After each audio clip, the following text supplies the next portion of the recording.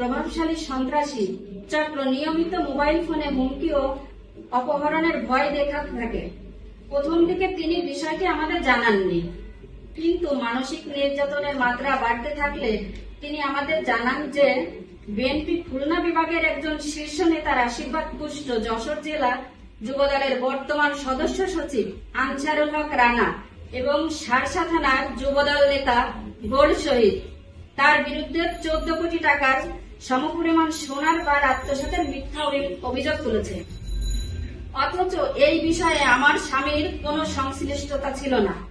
তাদের অব্যাহত হুমকি, মানসিক চাপ ও আতঙ্কের কারণে এক পর্যায়ে দীর্ঘদিনের মানসিক নির্যাতন সহ্য করতে না পেরে 5 জানুয়ারি 2025 তারিখে স্ট্রোক করে মৃত্যুবরণ করেন আমার স্বামী। আমি দৃঢ়ভাবে বিশ্বাস করি এই সন্ত্রাসী গোষ্ঠী অব্যাহত হুমকিতেই আমার স্বামীর মৃত্যুর জন্য দায়ী।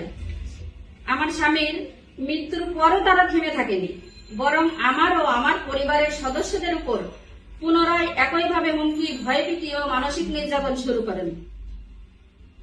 এরই ধারাবাহিকতায় 17 অক্টোবর 2025 তারিখ যশোর আব্দুর রাজ্জাক কলেজে অধ্যয়নরত আমার একমাত্র ছেলে সন্তান আমাদের নিজস্ব প্রাইভেট কার সহ যশোর আগাপুর হাইওয়ে রোড থেকে অজ্ঞাতনামা ব্যক্তিরা তুলে নিয়ে যায়। পরবর্তীতে জানতে পারি শার্শার গোল শহীদ তার বড় ভাই যুবদল নেতা আনসারুল হক রানার সহযোগিতায় আমার ছেলের বিরুদ্ধে বিভিন্ন মিথ্যা অভিযোগ দিয়ে সাদা পোশাকের পুলিশ দিয়ে তাকে আটক করে নিয়ে যায় পাবনা থানা। যশোর কোতোয়ালি থানায় আমার ছেলেকে শো করে পাবনা ভেড়ামারা থানায় নিয়ে যায়। পরে গোল শহীদ থানা থেকে আমার ছেলেকে নিজের জিম্মায় নিয়ে যায়। টানা 5 দিন আটকে রেখে অমানসিক নির্যাতন চালায়। আমার ছেলে ও গাড়ি জিম্মি করে তারা আমাকে যশোর ফয়সালা করার জন্য চাপ দিতে থাকে। এমনকি গোল শহীদ আমাকে বলে, যশোরে তোর কে আছে নিয়ে আয়, আমার সাথে অমিত ভাই আছে, রানা ভাই আছে, তোর কে আছে? আমি যেহেতু মাগুরার বাসিন্দা, তাই আমার ছেলেকে উদ্ধারের জন্য মাগুরা জেলা যুবদল সভাপতি অ্যাডভোকেট পল্লব সাহেবের সহযোগিতা কামনা করি। পরবর্তীতে 5 দিন পর তার মাধ্যমে আমি আমার ছেলেকে ও গাড়িটি উদ্ধার করতে সক্ষম হই। কিন্তু অত্যন্ত দুঃখের বিষয় হলো আমার ছেলেকে আটকে রেখে তারা 4টি সাদা স্ট্যাম্পে স্বাক্ষর করিয়ে নিয়ে। আমি ইসলাম ফেরত চাইলে তারা আমার সাথে বসতে চায়। আমি ইসলাম ফেরত চাওয়ার শর্তে বসতে রাজি হই।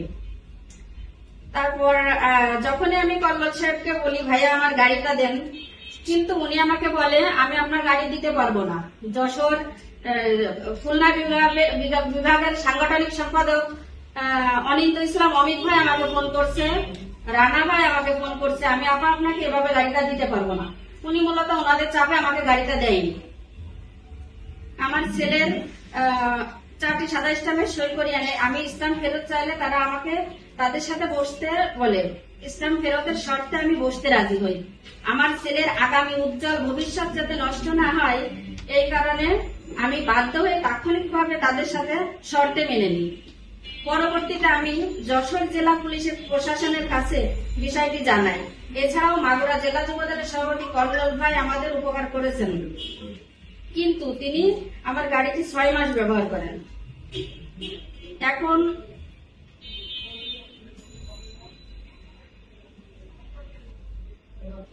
পরবর্তীতে আমার গাড়িটি ফেরত পাওয়ার উদ্দেশ্যে যশোর কোতোয়ালি থানায় জিডি করি। জিডির পরিপ্রেক্ষিতে কল্লোল ভাই গাড়িটি থানায় জমা দিলেও অত্যন্ত দুঃখের বিষয় আমার পরিবারের জীবিকার একমাত্র অবলম্বন সেই গাড়িটি আজও আমাকে ফেরত দেওয়া হয়নি। আমি আজ আপনাদের মাধ্যমে পুলিশ প্রশাসনের কাছে জোর দাবি জানাচ্ছি, অবিলম্বে আমার ব্যক্তিগত গাড়িটি আমাকে ফেরত দিতে হবে। আমার স্বামীর মৃত্যু, আমার সন্তান অপহরণ, নির্যাতন ও চাঁদাবাজির ঘটনায় জড়িত সকল ব্যক্তিকে আইনের আওতায় এনে দৃষ্টান্তমূলক শাস্তি নিশ্চিত করতে হবে। আমার ও আমার পরিবারের সদস্যদের জীবনের নিরাপত্তা নিশ্চিত করতে হবে। মাননীয় প্রধানমন্ত্রীর প্রতি দেশের সাধারণ মানুষের মতো আমিও আস্থাশীল।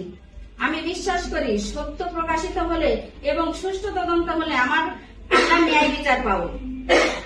আপনারা জাতির বিবেক, আপনাদের লেখনীয় গণমাধ্যমে সত্য ঘটনাগুলো দেশবাসীর সামনে তুলে ধরলে আমিও আমার পরিবারের ন্যায় বিচার পাওয়ার আশা করি। সবাইকে ধন্যবাদ।